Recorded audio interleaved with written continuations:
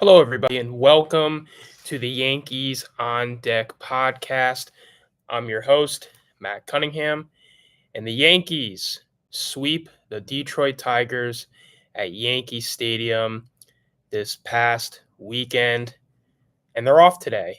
So I found today being the most ideal time for me personally to record this episode. I've been super busy with wrapping up the school year in college, finals, exams, and presentations and whatnot.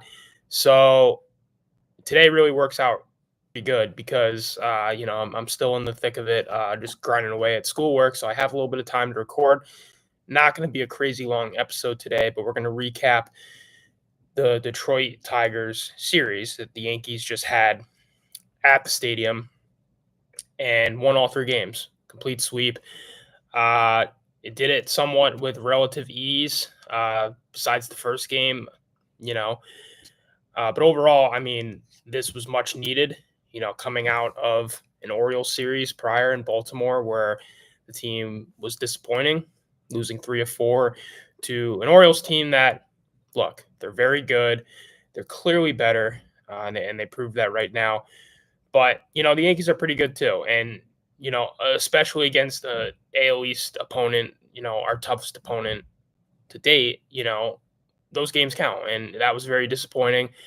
And especially with the offense just going pretty much like a week and a half without hitting at all, outside of Juan Soto, and nobody was really doing anything. And it was nice to see in this series against Detroit, the offense start to pick it up because Detroit, their pitching, they got some studs on their starting staff. Reese Olson, Casey Mize, and Tarek Skubal. I mean, they're three solid pitchers. All of them have an ERA in the low threes or under. Tarek Skubal, who got the ball yesterday on Sunday, he has like a 1.8 ERA. I mean, the guy he's a lefty pitcher. He's starting to become an ace in that Tigers staff. Great fastball, great slider. He really commands his own well and attacks early. So the Yankees had their work cut out for them this weekend, at least pitching wise. And Detroit also has a decent bullpen. So you factor all that in, Detroit, the reason they have a winning record, they're over 500 is because of their pitching, starting pitching, the bullpen. And yeah, I mean, that's, you go and you look at the stats here. I mean, we talked about the Yankees being in the top, 5 for team ERA, for pitching. And we go to this and we look further, because this updates itself every day. The Yankees are now ranked third in team ERA at 2.99. The Red Sox continue to hold the number one spot at 2.61. Seattle trails at 2.95, but Detroit is right behind the Yankees in the fourth spot in team ERA in baseball at 3.24. So they've gotten it done. And, you look at Detroit's starting staff. I mean, they're excellent. They've been excellent. And this past Sunday, Tarek Skubal for the Detroit Tigers, he was mostly good. I mean, his only real mistakes was one of them being an Aaron Judge leadoff home run. Or not leadoff, but Aaron Judge's first AB since getting ejected on Saturday, which, was complete crap. Like we talked about that. But other than that, and then Oswaldo hitting a double in the second inning. Other than that, Tarek Skubal was great. He really limited the damage. He was able to go 6 innings, gave up 6 hits, 2 earned runs, 12 strikeouts, guys. He had 12 strikeouts, gave up 1 home run. ERA barely jumped up from 1.84 to 1.90. So, honestly, though, but I'm thrilled that the Yankees at least hit him a little bit because, with this guy's stuff, I mean, I'm surprised, honestly, that the Yankees really got to him at all. Aaron Judge in that first inning, he got a fastball that hanged out over the plate. The catcher wanted it inside, to try and jam Aaron Judge, but leaked out over the plate, and Aaron Judge pokes it to right field, crushed it, actually. I mean, there was no short porch help on this ball. went, close to 400 feet. And, Scaball knew he missed his spot. And, he was frustrated with himself. He was kind of, you could see like in the replays, he was kind of like, yelling at himself, this and that. I mean, this guy's a perfectionist. And it was really cool listening to the broadcast. Michael Kay was talking about, and Paul O'Neill, how Tarek Scaball, he's like, one of the reasons, he's gotten this good is because of his work ethic and his attention to detail. They were saying after every start, he has like a Google spreadsheet, and he literally writes every possible note that he could write on his start, going through every at bat, practically every pitch. He's very attention to detailed, and then he'll look at that, analyze that, and then bring that into his next bullpen session before his next start. Like, super impressive stuff. I mean, this guy clearly is super committed to his craft, very detail oriented, which is kind of cool. I mean, nice to admire, from afar as not a fan of the Detroit Tigers, obviously, but a fan of, other players that do well in this league, and good for him. So it was kind of nice that the Yankees were able to get to him a little bit, at least. Because you just look at this guy and what he's been able to do this year. I mean, and missing bats and being Detroit's best pitcher. I mean, the four-seam fastball, he heavily relies on. Then he's got that changeup, sinker, slider, knuckle curve. I mean, he's got 5 nice pitches in his repertoire to keep the hitters off balance. And you just look at the pitching, the average exit velocity, he's in the 90th percentile, only 85.7 miles per hour on average. Chase rate, 94 percentile. Whiff rate, 87 percentile. K percentage in the 92 percentile at 32.7%. I mean, this guy's missing bats. And his fastball, he's got a nice average fastball at 96. Changeup, you got almost a 10-mile-an-hour differential there at 85. Sinker is like the fastball and velocity at 96, slider 88, curveball 79. I mean, this guy's nasty. And the separation and velocity, I mean, that's exactly what you want. From your fastball to your changeup, you want like close to a 10-mile-an-hour difference in that velocity. Super, super tough to hit. And, after those first couple innings, after those first 2 innings, Yankees couldn't touch him after that. He had 12 strikeouts. He was really racking them up. And, it was good the Yankees were at least able to get to him in that time span, because then Detroit, they went to the bullpen, and the Yankees were able to hit the bullpen a little bit. So then the Yankees are up 2-0, and then we jump to the top of the 7th. Detroit has runners on first and second. Spencer Torkelson, who's been struggling mightily for the Detroit Tigers to start this year. Big power bat for them, actually. Was a first-round pick, number 1 pick, actually, a few years back. Known for his power. He doesn't even have a home run yet this year. He hit a double down the line, runners on first and second. So a run came in. It was 2-1 at that point. And starting for the Yankees was Nestor Cortez. He was mostly spectacular, pretty much. He went 6 1/3, 3 hits, 2 earned runs, 1 walk, and 9 strikeouts. He was phenomenal. And then it really wasn't until that, 7th inning, he ran into trouble, gave up that run to Torkelson.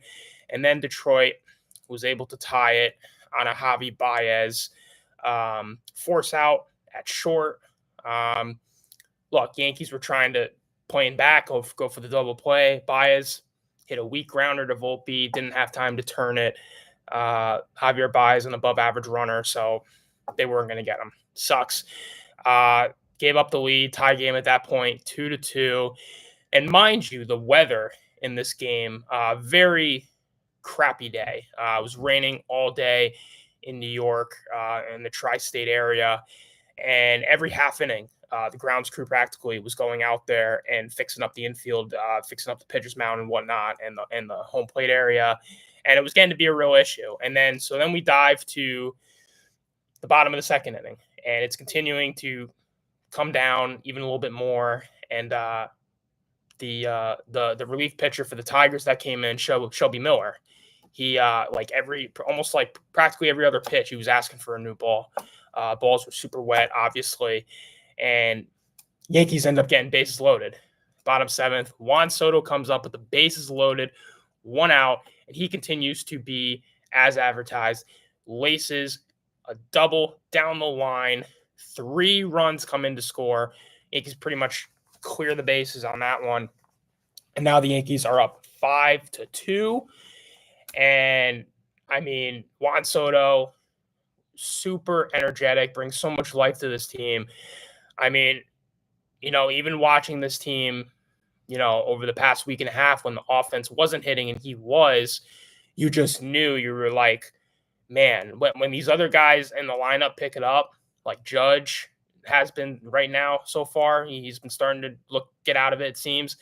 And then you look at Torres, hopefully he, breaks out of it. And then just some of these other guys, Rizzo heating up, Volpe, what he's done. This could be a really freaking good lineup. Top 3 lineup in baseball, no doubt. If you have all those guys firing on cylinders. And it's just amazing. Honestly, this game just proved. I mean, I said it on Twitter. I'm like, you got to give Juan Soto what he wants. I mean, he's in the AL MVP running. I mean, just look at his numbers. I mean, he's hitting over 300, 316, 980 OPS. It's crazy. Walking a ton, not striking out a ton. Yes, he did have 2 strikeouts in yesterday's game, but they were on, questionable calls on the corners. Juan Soto's a guy that's not going to chase very much. We know the Soto shuffle, all that, the plate discipline he has, the awareness he has. Like I've said numerous times, he's the best hitter in Major League Baseball, in terms of just being a all-natural, great, pure hitter. I mean, he's amazing. I mean, this is one of the guys, including Judge, where it's like, you're going to get a snack or get up and use the bathroom, like, wait till after this guy's at bat. So he's been everything and more for the Yankees, and he looks super comfortable hitting in the number 2 spot. I know people have been saying, you should, switch out Judge and Soto, have Judge hit second, Soto hit third to kind of help try and get Judge going, which actually I was for, because the Yankees, similar situation with Maris and Mantle that the Yankees back then did. Roger Maris got off to an incredibly slow start, and they wanted to shake things up, hopefully get Roger some better protection. So Mantle was batting second, and they moved Mantle down to third and Roger up in his place at second, and to kind of give him some protection, right? Because you don't want to. You're facing the number 2 hitter, right? And Roger Maris, who granted a good player, but then you got Hall of Famer Mickey Mantle right behind him, like the legend he is, and you don't want to face Mantle, so you're gonna obviously more likely throw strikes and attack the number 2 hitter, because you don't want to necessarily walk and then have to deal with Mantle with someone on base, right? You're starting off the game, you got the leadoff hitter, you get him out, and you don't want to walk Maris and then risk Mantle getting a 2-run homer off you or something, or even if it's late in the game, though, you got 2 outs and you get to the top of the lineup, like if you could put, the number 2 hitter away and then not have to deal with Mantle that in, like you want to do that. So it's the same thing with Soto and Judge, right? It's also hot and cold too. I mean, obviously, Juan Soto, super, super hot, like, to start the season. I mean, couldn't ask for a better start. And Judge coming in, who's obviously in a slump, they're going to pitch Juan Soto a little bit differently, probably a little bit more cautiously and carefully, right? Because he's on fire, and it's like, look, you got Judge on deck, who amazing hitter in his own right, but look, he's a little bit in a cold streak. So who would I rather face right now?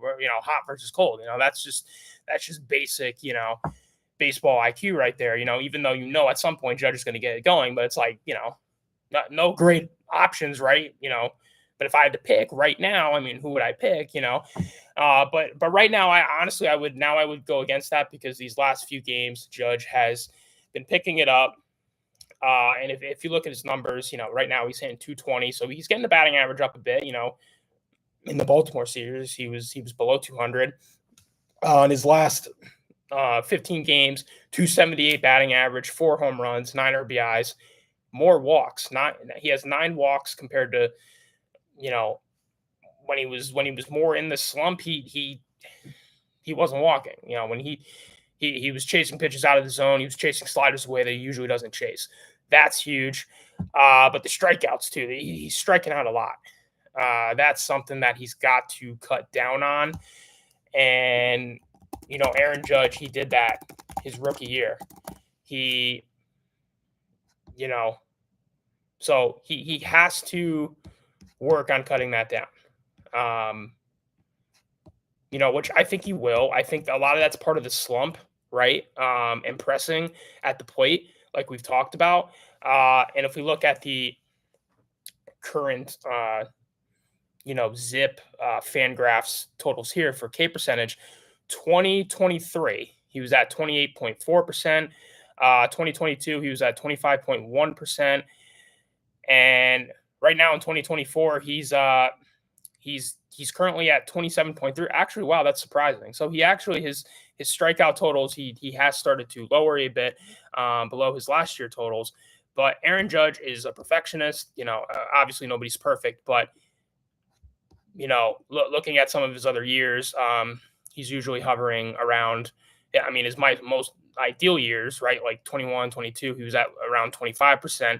So obviously, I think that's what he's looking to get more back to, being a power hitter that doesn't strike out as much, as other prototypical power hitters similar to Aaron Judge in their own right. So, yeah, I mean, that's the goal. That's the hope.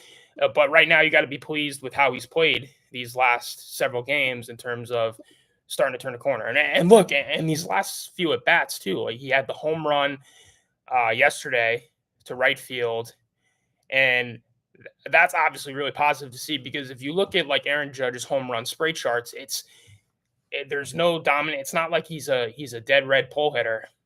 This guy when he had the 62 home run season, I mean, his spray chart, if you look at it, it was pretty even across the board. Ton of home runs to right, ton of home runs to left, and then dead center too. This is a guy that does a really great job at going with the pitch. Being a tremendous power hitter, but also going where the ball is pitched to him and driving the ball where it is pitched. I mean, he's really keen on that. He'll have his moments, right, where he'll pull his home runs when he can, which is fine. But one of the reasons Aaron Judge has been an excellent hitter is because he hasn't had to rely on that. But sometimes we have seen him in slumps, right, which is natural for any hitter, any professional hitter.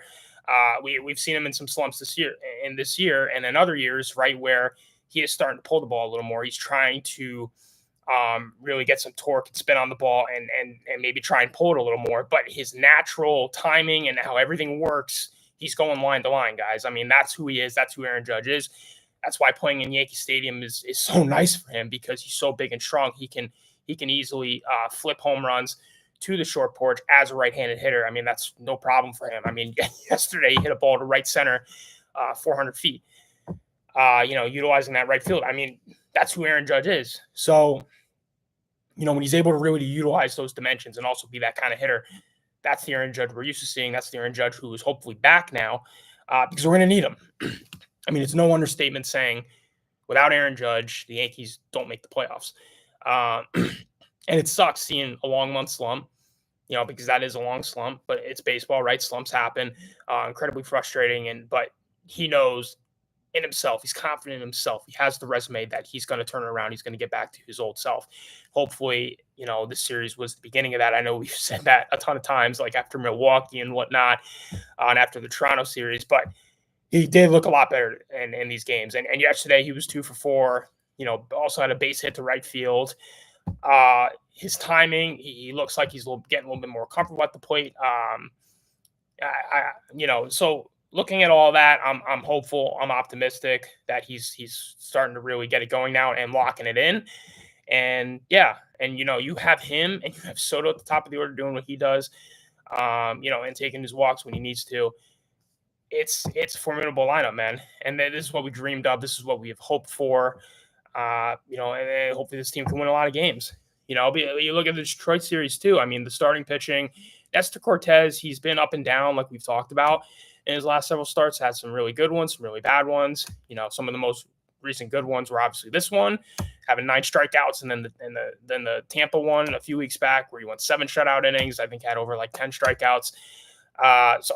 He's been up and down, and look, we have time to really sort all this out because most of our starting pitchers, honestly, for the most part, have been excellent. I mean, we talked about the issues in the beginning of the year with starting pitching length and really not many of our guys going more than 4 or 5 innings, which was an issue, right? But these last few weeks of the season, we have seen a lot of guys, Rodon, Nestor, even Hill and Schmidt, they're starting to go a little bit longer, 5, 6, 7 innings, which is what we need because that's what Garrett Cole was giving us. Garrett Cole was giving us at least 6, 7 innings every 5 days. So and we need a guy in the rotation that is going to do that and pick up slack. And we've seen that a little bit from every guy more consistently, 1 through 5 in this rotation. And that's huge. I mean, because you have to make up some of that bulk in some way. And Garrett Cole, an update on him, he threw the other day, I believe I was reading a report, and he's going to get on a mound soon. They don't know when. I think they said some point this week, maybe like tomorrow or in a few days or something, or, there was something like that. It was very vague, but they said everything that's happened so far has gone well. Aaron Boone said he's not going to put a timetable on when he's going to be back necessarily. People have rumored, right? I've said on here All-Star break, but they're not really sure, and you're not really going to know that until you get him into some rehab games. And then you assess from there. So they're not going to put the timestamp on it. Hopefully it is by the All-Star break. We can, have him ramped up and then he can return after. So, but maybe that's not accurate. Maybe it's more like, like August. I don't know. I mean, I know that's kind of scary for some people, but we just really don't know. And given his age too, he's no young spring chicken anymore. Pitcher, already in his mid 30s. So we got to also realize it's probably going to take some time, and we don't want to rush him back either. And then he gets hurt again. You know what I mean? So right now, the pitching has sustained itself finally for the time being. So there's not too much of a rush. I'd rather him come back just when he's ready, take his time. If that's early August, middle of August, or I don't think it would be this long, but heck, September. Like, if this team's pitching can withhold itself and, you have the trade deadline and you go out and you get another arm, I think we'll be okay. I hope so. I mean, based on what I'm seeing right now, no promises, no guarantees. But I don't want Garrett Cole to come back and then we're making a playoff run and then he gets hurt again and we have to shut him down for the rest of the year. I just don't want that to happen. So I don't want this to be rushed. Hopefully the Yankees, obviously they realize that and understand that. And that's why they're really not providing a timetable on anything, because they don't want to make any promises, because there really is no promises when it comes to this stuff and ramping up. He could ramp up a little bit further and he could then feel something again. There's no really knowing for sure. That's just all estimation, speculation. So anyway, to jump to the rest of the game, Anthony Volpe was one for 3 in the leadoff spot. Soto 1 for 4 with that huge double, 3 RBIs like we talked about. Judge 2 for 3, base hit to right field, and that home run in the first inning. Giancarlo Stanton, he was 1 for 4, struck out 3 times. Look, he was getting a lot of shit on Yankees Twitter because Yankee fans are very reactionary. And I was just saying, look, he had 2 big hits. He had some of the biggest hits in this entire series against Detroit. It was the first game, the RBI double in the 9th that tied the game.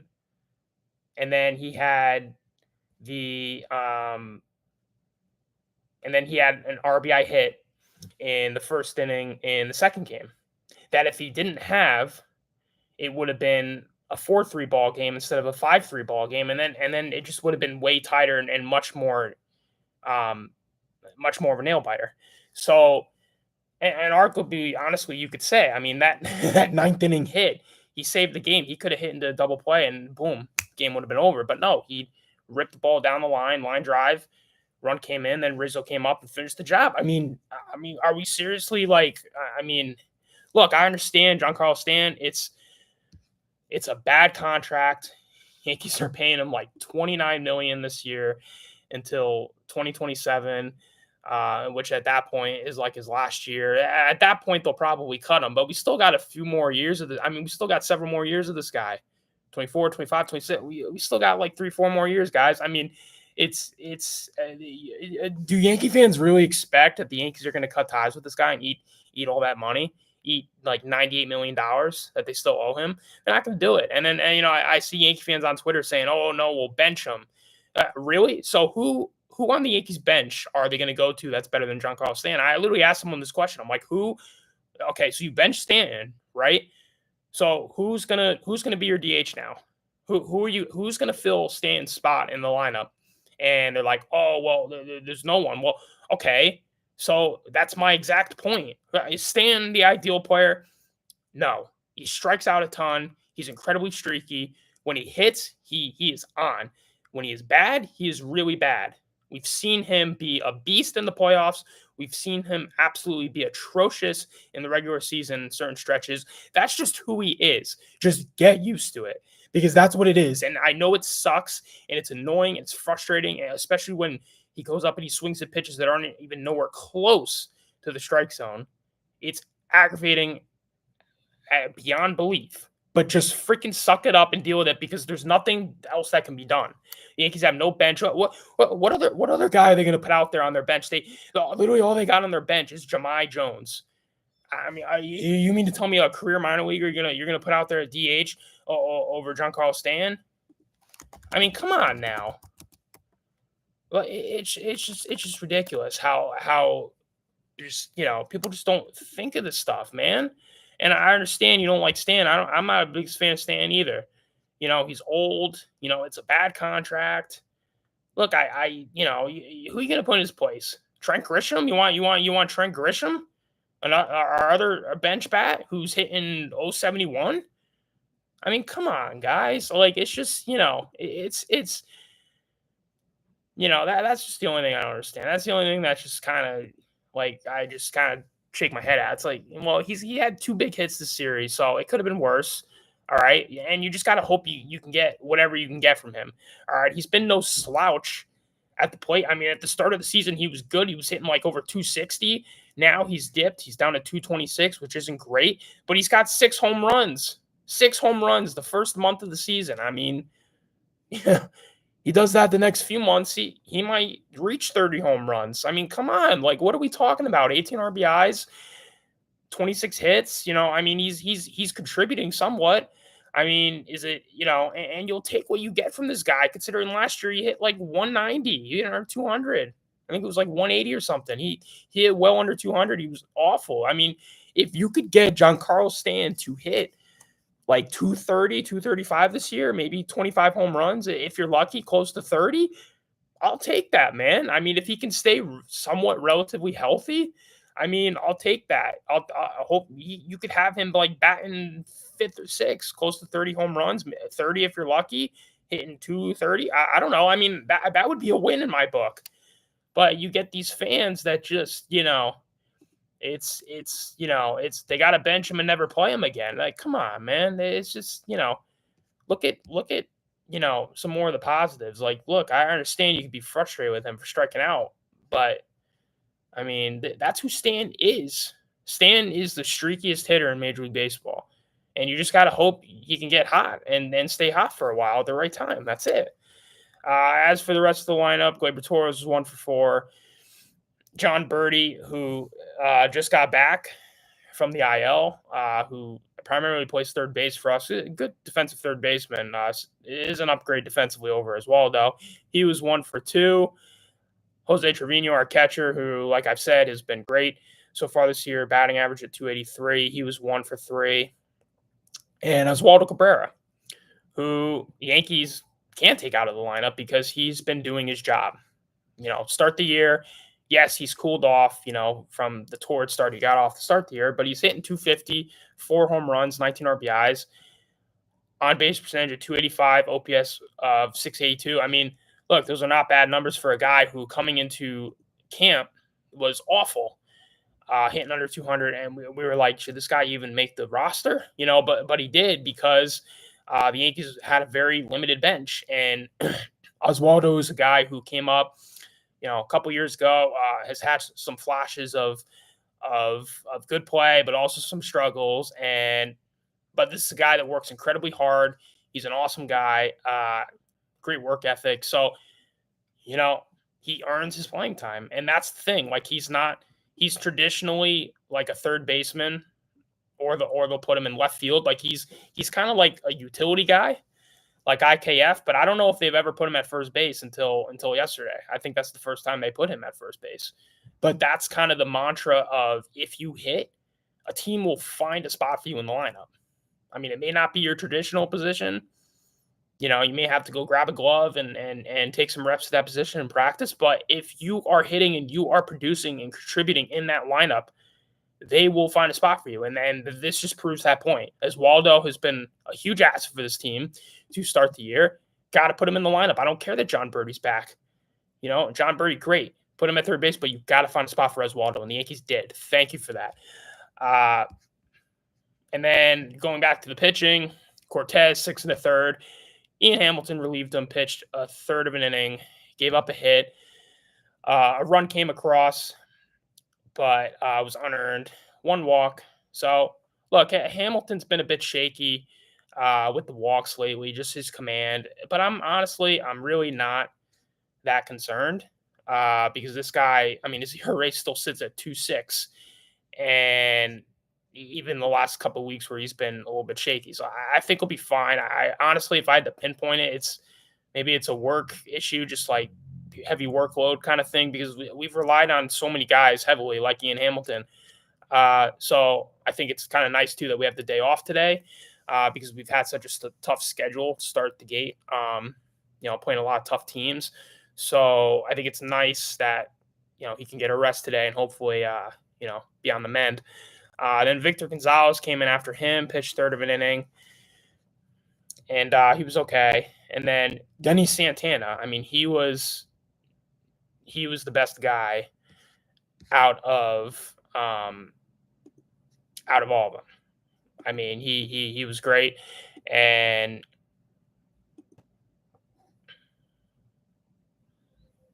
oh fuck.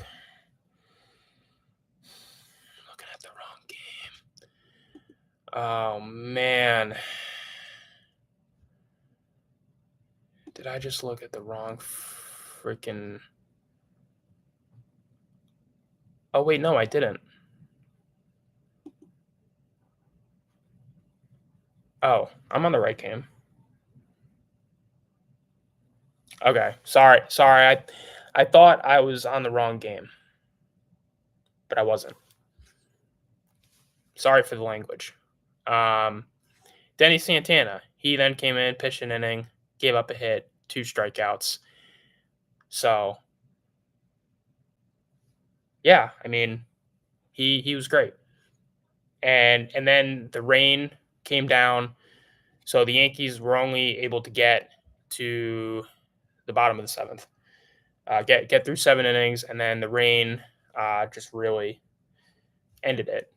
They tried their best to fix it, but they they weren't able to. I mean, the grounds crew, they worked as hard as they could,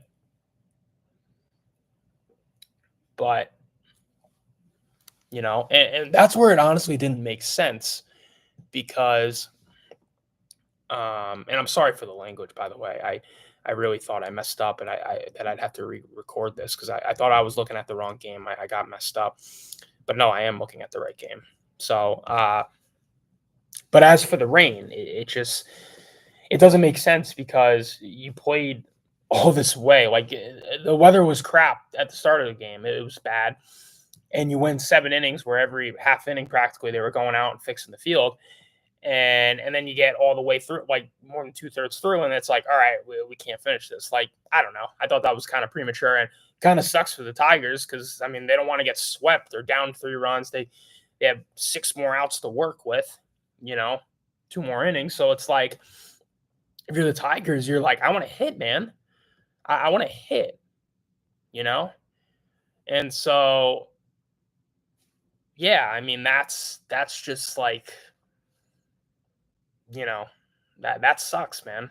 I mean, but I'm honestly surprised. Like, I saw like the post game, like AJ Hinch, the Tigers manager, just being like, "Yeah, well, the grounds crew, they were great. They tried, it didn't work. health and safety for our players. It just wasn't ideal. We wanted to finish, but blah, blah, blah, blah. I was just kind of like, wow, like if I were the manager, I'd be a little bit more pissed off. Like, look, I understand the whole health and safety aspect when, you're playing on a wet field, but I mean, at the end of the day, you don't want to get swept. I mean, and the Tigers' schedule, it gets tough. Now they got to go to freaking Cleveland and play the first place Guardians. It's like, geez, So that wasn't on their bingo card, getting swept by the Yankees, who, look, I didn't think this was going to happen because even though the Tigers' offense is atrocious, like we've talked about, their pitching has kept them in a lot of games, has won them a lot of games. It's the reason they have an above 500 record. So the fact the Yankees beat all three of those guys is a pretty big accomplishment because those three pitchers they got going for them are pretty good. That started in the series: Reese Olson, Casey Mize, Tarek Skubal. So, yeah, I think that'll do it for this edition. And now the Yankees, they have off today, but tomorrow, which is Tuesday, Houston comes into town. The Houston Trastros, or you can call them Houston Asterisks, whatever you want. The Cheaters, they come to Yankee Stadium after the Yankees swept them 4 games to start the series. And obviously, I want to win this series, but a 3-game sweep would be icing on the cake. It would be icing on the cake. I mean, and Houston, they stink. Go to the current standings.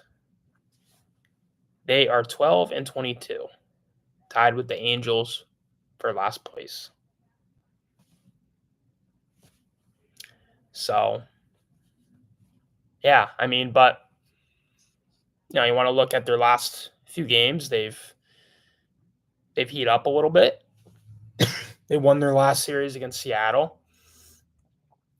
And then they won a series against the Guardians. Pretty good. So they're starting to heat up, but they got a big hole to climb out of. Is it definitely possible for them to climb out of it? Yes. Do I hope they don't climb out of it? Obviously, I hope they don't. But Yankees got to keep the foot on the gas, man. And tomorrow, Luis Hill, who was great his last outing, he'll go up against Justin Verlander, who just got back from the IL, made one start against Washington. He was okay. Then on Wednesday, the Yankees will face Spencer Arrigati, and he will go up against Carlos Rodon for us. And then Thursday, we have Marcus Stroman getting the ball against rookie Ronel Blanco, who's actually been pretty solid, 3-0, 2.09 ERA, 36 strikeouts. So, yeah, there you have it. Let's kick some ass against Houston this weekend. If you're going to the stadium, I shouldn't even have to say to boo Altuve and Bregman. That's a given. But, yeah, let's be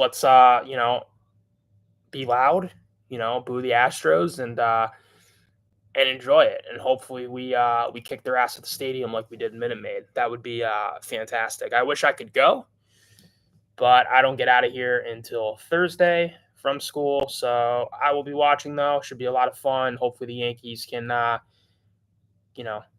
keep the momentum going. And I will see you guys tomorrow, hopefully. If not tomorrow, then look, I got some final exams going on. I'm wrapping it up, so might not be recording for the next few days. So if that's the case, then I will record when I get home, which is either Thursday or Friday. Just want to keep you in the loop like that. Again, sorry for the F-bomb. I thought I totally screwed up this episode and was going to have to re-record, so I apologize for that. That just slipped out. I don't like to curse on here. But apologize for that. I thought I was going to have to re-record, 30 minutes again. And yeah, so thank you guys for tuning in. Appreciate it. Let's go Yankees.